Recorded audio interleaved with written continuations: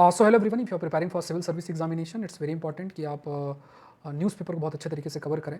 सो आज का न्यूज़पेपर के अंदर जो टॉपिक्स हैं उसको गो थ्रू होता है। पहला जो topic India Australia renewable energy partnership है, ये सारे के सारे टॉपिक्स का डिटेल डिस्कशन आप देख सकते हैं इसी चैनल के अंदर, और लिंक आपको दिया हुआ है। मॉर्निंग में सेशन 9 और 9:15 के बीच में होता है, तो आप जरूर से जरूर जुड़ें। इसका PDF भी आपको अवेलेबल रहेगा। तो इंडिया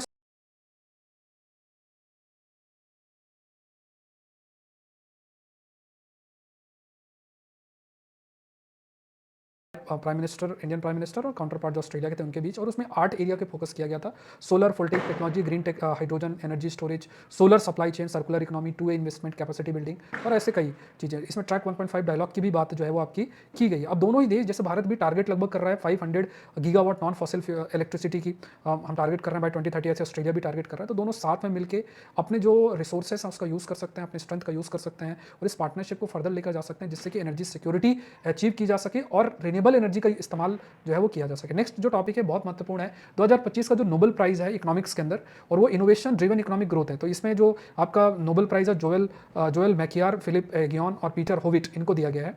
अब इसमें देखिए बताने का प्रयास ये किया गया है कि देखिए कोई भी इकोनॉमिक ग्रोथ कई फैक्टर्स पे डिपेंड करता है, जिसमें technical knowledge, investment in skill, openness to change, साथ में यूजफुल नॉलेज, ये सब महत्वपूर्ण रोल प्ले करते हैं। बट एक स्पेसिफिक टर्म आपको पता होना चाहिए जो कि मेंशन्ड है। इनका डिटेल डिस्कशन आप मेरे सेशन में देख सकते हैं, जो पूरा सेशन होता है, एक टॉपिक डिटेल में डिस्कस होता है, UPSC कंटेक्स्ट में डिस्कशन होता है। तो इसमें देखिए क्रिएटिव डिस्ट्रक्शन की बात की है। क्रिएटिव डिस्ट्रक्शन का मतलब कि कोई टेक्नोलॉजी आती है तो उससे ओल्ड टेक्नोलॉजी अपने आप वो डिस्ट्रॉय हो जाती है। तो क्रिएटिव डिस्ट्रक्शन वर्ड जो है वो यूज़ किया गया है। फिर आपका गगनयान मिशन है और उसके कंटेक्स्ट में क्रू एस्केप सिस्टम की बात की गई है।